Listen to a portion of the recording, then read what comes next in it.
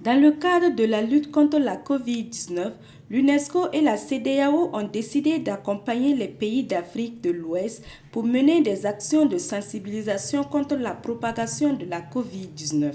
Selon les données du service d'information du gouvernement, à la date du 24 janvier 2021, la situation de la maladie à coronavirus au Burkina se présente comme suit.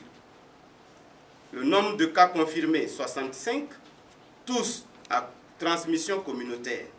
Ce plan d'action conjointe vise à utiliser la culture, dont l'art, comme moyen de prévention et de renforcement de la résilience des populations face au coronavirus.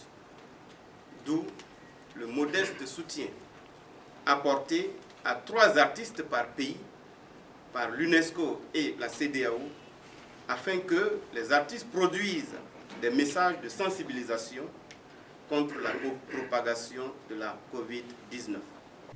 Au Burkina Faso, 3 artistes ont été retenus, à savoir Patricia Minungu ou Pam Luster, artiste musicienne, Don Chap de Batoro, artiste parolier, et Philomène Nanema, artiste humoriste, pour participer à la campagne de sensibilisation en proposant des contenus artistiques.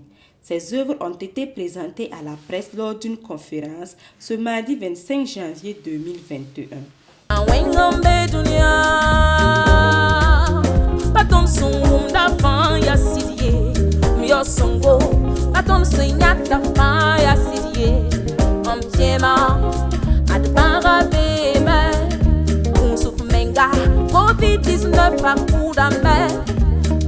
On vous dit chaque fois que Corona attaque des dizaines de familles chaque jour. Corona hospitalise les gens. Corona tue.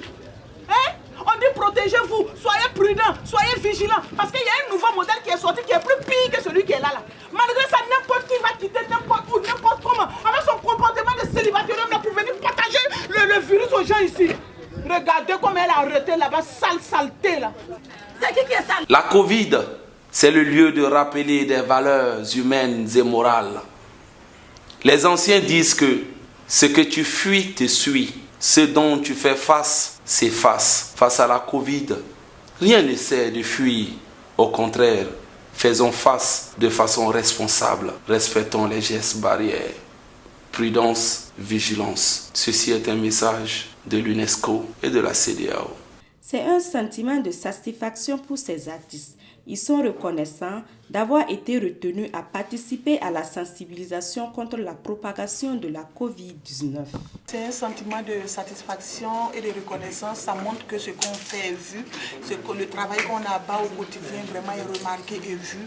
Donc du coup, on est content qu'on nous appelle et qu'on doit participer à la lutte contre le Covid-19. Moi, vraiment, je peux dire que c'est un sentiment de satisfaction qui montre que le travail qu'on abat depuis des années, c'est pas dans les oubliettes, ça passe pas à côté, mais ça touche vraiment des personnes vraiment sensées.